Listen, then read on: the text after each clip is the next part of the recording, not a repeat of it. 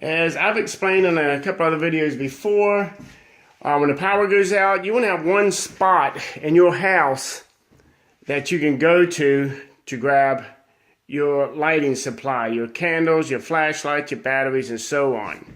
This closet here is right in line with our front door. And this is the shelf that contains, the lights go out, we know exactly where to come to in the house to get to the flashlights, light sources, our candles. Let me see if I can flip a light on here. Nah, not much better. Oh yeah, it is. Our candles, and so on. But what else we have here is something ever happened where we have to rush out of the house again, there's a few things we can grab. This here's an ammo box. No, it doesn't have ammo, but it does have important copies of important papers, pictures, family pictures, anything that you would not absolutely want to lose.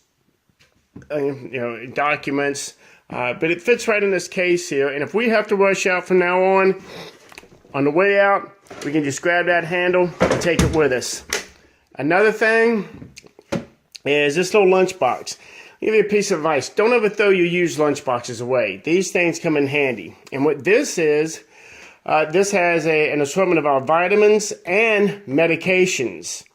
I know most people, we do keep medications in the cabinet, but we try to just keep a little bit of the time in the cabinet, but most of our medications stay in this lunchbox here. If there's an emergency and we have to leave, we can grab the ammo box that has our documents and pictures stored, and we can grab our extra medications and things like that. So we have vitamins and stuff like that in there. Another thing down here, I've got this built up. Inside insulated is an EMP box, electrical magnetic pulse. Something happens, we lose electricity, computers get knocked out. In here is a spare telephone, because all cell phones can still dial 911, regardless if they're hooked to the tower or not. Although, no telling, if 911's going to be up and running, of course, if something like that happens. But we have a spare weather radio in here, a tablet, and a small handheld it's not CB, shortwave radio in here. So, this can go. But it's just the assortment, extra food right here and here, extra shoes. But here, hand warmers, because winter time, I had went ahead and stuffed these in there, so you have to switch it out every now and then. Here's our battery box right there with our batteries, our more candles in it.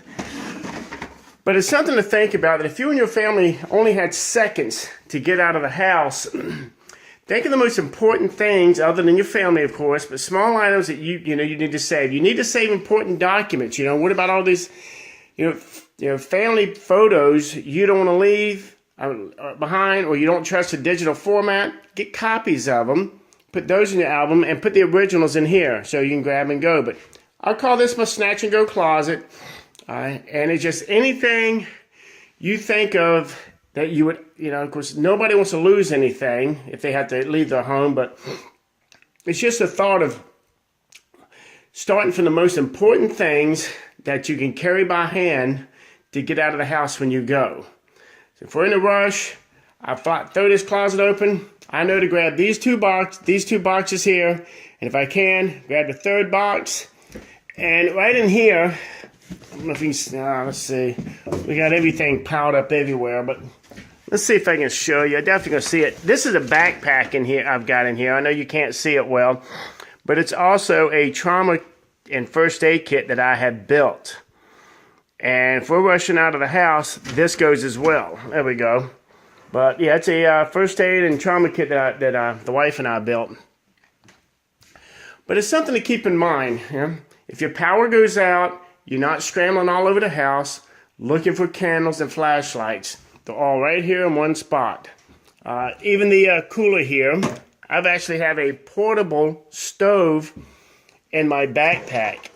And this cooler here actually is filled with matches, lighters, and I think 3 or 4 of these little butane canisters. So I can literally grab that, and if we can't come back to the house, we can't go anywhere safe, that we at least have a little something to cook on. But it's a thought, you know, if you're rushing out of the house, you've got to get out and you don't know if you're going to be able to come back or not. It's a nice little thing to have. Wherever you can make it, if you even have to put up a cabinet next to an empty wall and stack the stuff there, but you want them whatever door you're going to be accessing out of here in an emergency.